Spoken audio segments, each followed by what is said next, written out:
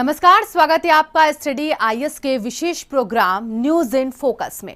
अपने इस प्रोग्राम में हम आपको देश विदेश से जुड़े मुद्दों के बारे में जानकारी देंगे जो आईएएस और पीसीएस की परीक्षा के लिए बेहद महत्वपूर्ण है।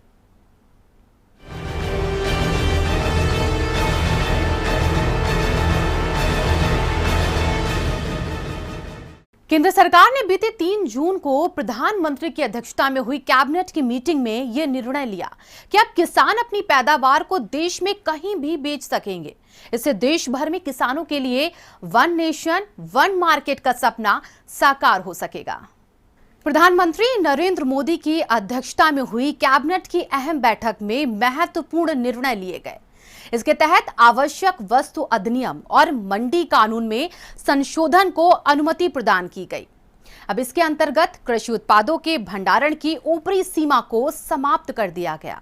साथ ही अब कृषि उपजों को एक राज्य से दूसरे राज्य में आसानी से बेचा जा सकेगा। इसके लिए ई ट्रेडिंग की व्यवस्था की जाएगी। कैबिनेट द्वारा मंजूरी दिए जाने के बाद अब इसे लागू करने के लिए आवश्यक वस्तु अधिनियम 1955 में बदलाव किया जाएगा।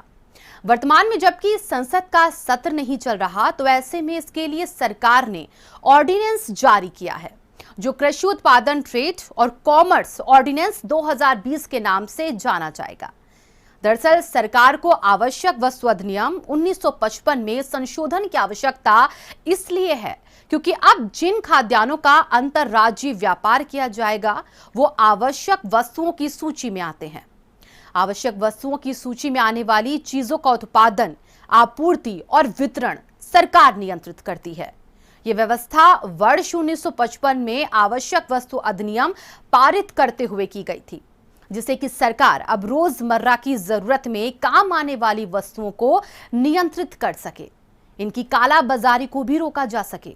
इसके लिए अधिनियम के अंतर्गत सरकार जिन वस्तुओं को आवश्यक वस्तुओं की सूची में रख देती है उन पर ही प्रतिबंध प्रभावी होते हैं। उन वस्तुओं की भंडारण सीमा तय कर दी जाती है।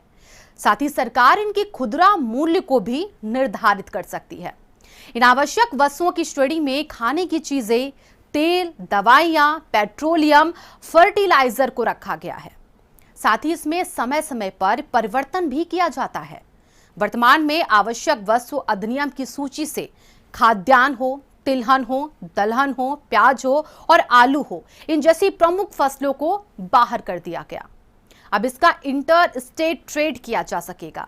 भारत में कृषि अर्थव्यवस्था में सुधारों की जरूरत भी काफी लंबे समय से महसूस की जाती रही है। ऐसे में इस समय उठाया गया ये कदम कृषि अर्थव्यवस्था को नई गति प्रदान करेगा। कृषकों को उनकी उपज का बेहतर मूल्य मिल सकेगा। भारत की 53% आबादी कृषि क्षेत्र पर निर्भर है और भारत के सकल घरेलू उत्पाद में कृषि क्षेत्र की जो हिस्सेदारी है वो 17% है। ऐसे में यह निर्णय कृषि क्षेत्र को नई गति प्रदान करेगा। आज के लिए इतना ही, लेकिन आईएएस पीसीएस की परीक्षा से जुड़ी हर एक अपडेट के लिए जुड़े रहिए हमारे YouTube चैनल के साथ।